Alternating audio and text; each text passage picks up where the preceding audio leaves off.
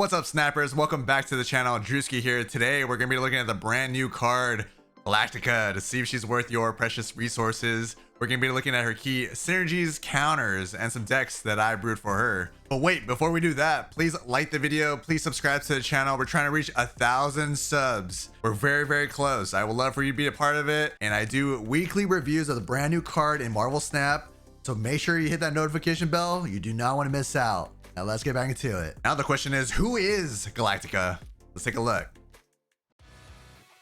So Galacta in Marvel Snap is a 4-cost, 6-powered card with an ability of each turn, the first card you play at another location reveals with +3 power. If you love surprising people, if you love juicing up power in cards, she's going to be amazing. And remember, +3 is usually the threshold of when cards are very strong, and I could see her definitely being a power staple in Marvel Snap. All right, now let's look at some of the pros and cons about Galacta. Let's take a look. So the first pro about her is that she's a great stats at 4 cost. 6 power is usually the staple of a good powered 4-cost card. So definitely very good positives there. Another pro about her is that +3 power is usually strong, right? Just like I mentioned earlier, +3 is usually the case where, you know, Second Dinner has issues of +3 power. I don't know why we keep going through this over and over, but +3 is usually very good in Marvel Snap. 2 is usually fair, but +3 is definitely more on the overboard, you know, over OP side of Marvel Snap. Another pro about her is that she's an awesome surprise factor, right? Other than playing a card in a different location, you could kind of do some mind games with your opponents. They don't know which lane you're going to place that card. It's not like Shuri, right? And my next point is that her ability is similar to old Shuri, right? Old Shuri, you didn't have to run the next card in the same lane, you know, or doubles up that card. But with Galacta, you can basically play another card in a different location and get +3, which is crazy. So it kind of reminds me of old Shuri if you guys played in the past. Let's talk about the cons about her now. She's a bit late on turns, especially at 4 cost. You know, maybe if you draw her by like turn 5 or turn 4, it is a little bit late. So, you know, that's definitely a con about her. Another con is that what if the other locations are full, right? So if the other locations are full, you know, you won't be able to take advantage of that power buff or being able to place a card in a different location. You know, that could be a situation that you're stuck with, right? You know, that could be a huge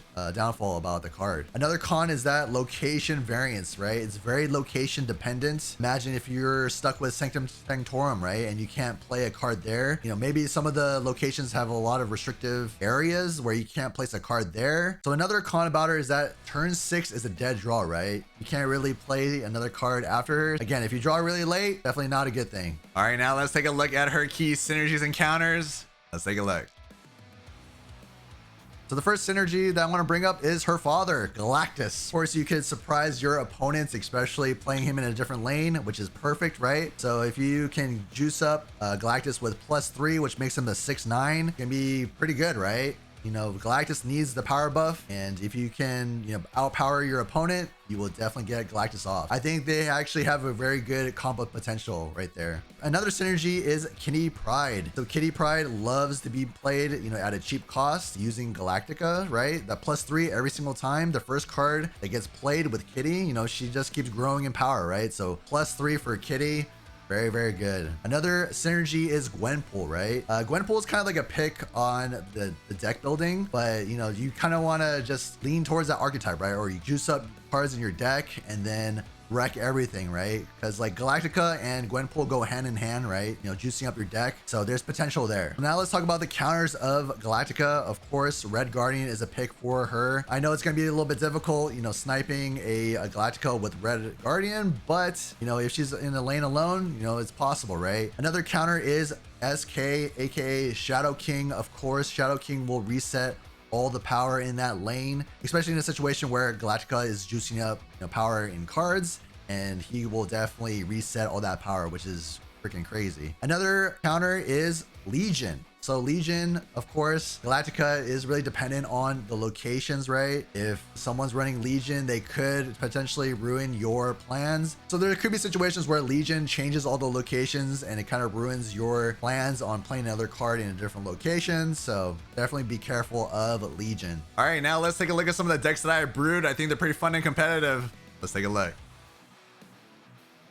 So the first deck that we have is called Kneel Before Galactica. So the ideal goal of this deck is to get Galactus off. That's #1 priority. So for turn 1, you could do the Hood or Selene. I would probably want to do Selene over the Hood. If you have the Hood in your hand, you can reduce his power even more, then potentially send it over with Viper. So for turn 2, Ravonna is great to discount Green Goblin or Hobgoblin. Jeff is another great option at turn 2 just to secure Prio, and you can move him if you need to. Viper is great to send over the Hood. Shang-Chi, of course, save him for the lighter turns as a finisher. Galactica, of course, is great in this list. She definitely will help out cards like Annihilus, Galactus, or even Viper, or even Shang-Chi. Other than that, like, you don't want to hit any of the negative power cards with her. Annihilus is great, especially if you're stuck in a pickle. If you need to send over any of the goblins or the Hood, you can send over any of that negative power over to the opponent's side. And make sure if you're gonna set up this play, you either run any of the goblins in the same lane or the Hood, and then send them all over with Annihilus. Galactus, of course, is the main primary goal of this deck. Obviously play Galactica first and then juice up the Galactus. But other than that, you definitely want to throw as much negative power as possible to the opponent's side and then run Galactus on that lane. But Alioth is just another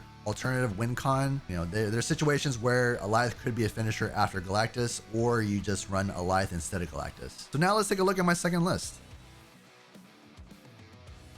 So this list is called a Huge Galactica Buff. So the ideal goal of this deck is to generate as much power in the hand or the deck and basically reap all the benefits of all the power juiced up. So for turn 1, you want to do either Chavez or Nico. They're great options to boost up power in your deck. So for turn 2, Forge is great, or Okoye. Cassandra Nova, you probably want to save either for the later turns, or you can do it on curve depending on who you're facing. Bastos is another spicy pick, getting that discount or adding more power to your deck. Red Guardian is a great counter card, especially in this current meta. And Sebastian Shaw loves power. And then Galactica, of course, is amazing on turn 4. You definitely run her on curve and then juice up cards like Sebastian Shaw, or even Black Panther, even Gwenpool, or even Alioth. And then Gwenpool is great on turn 4 as well, just to juice up cards like Sebastian Shaw. And then Black Panther, of course, is great. You know, he's going to be insane with this list. He's going to love all that power. And then again, you can finish off by turn 6 with Alioth.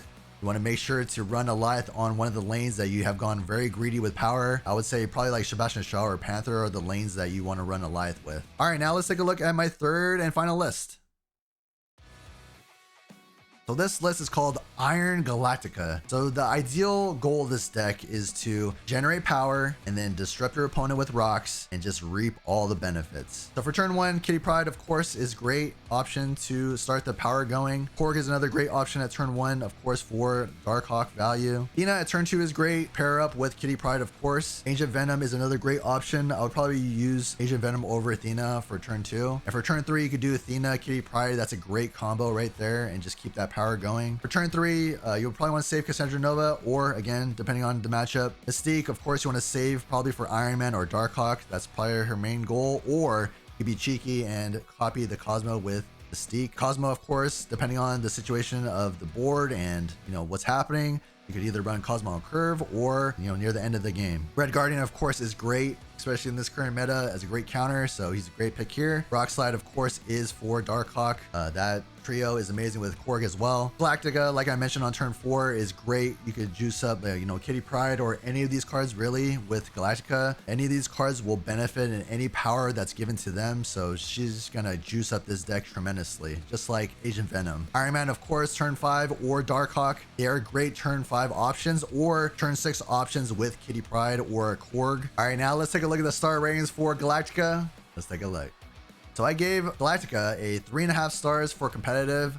I think she's gonna be pretty good in situations, and I think there is possibilities with her, but it is a little predictable, right? For fun, I gave her 3 stars, depending on what type of deck you're running with Galactica. But power is great. Depends. It really depends on how much you find joy in ramping up in power and surprising your opponent, right? For flexibility, I would say 1.5 stars. I don't really see her in a lot of decks, honestly, but there will be a home for her eventually. I do like the decks that I've created. I hope you did too. But yeah, I see some potential in, you know, maybe some certain decks that will really enjoy her company. For future changes, 3.5 stars. Really depends on that +3 power. Like I mentioned, +3 power is usually very, very strong in Marvel Snap. Be careful, she could be nerfed. I would definitely say that error on the side of caution, just in case that she could get nerfed. And you know, that +3 is a very, very telltale sign. All right, now let's take a look at my final review of Galacta. Is she worth a snap or skip?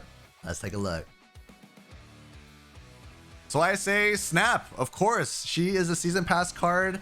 I think she has a lot of abilities to power up certain decks and have a lot of fun in Marvel Snap.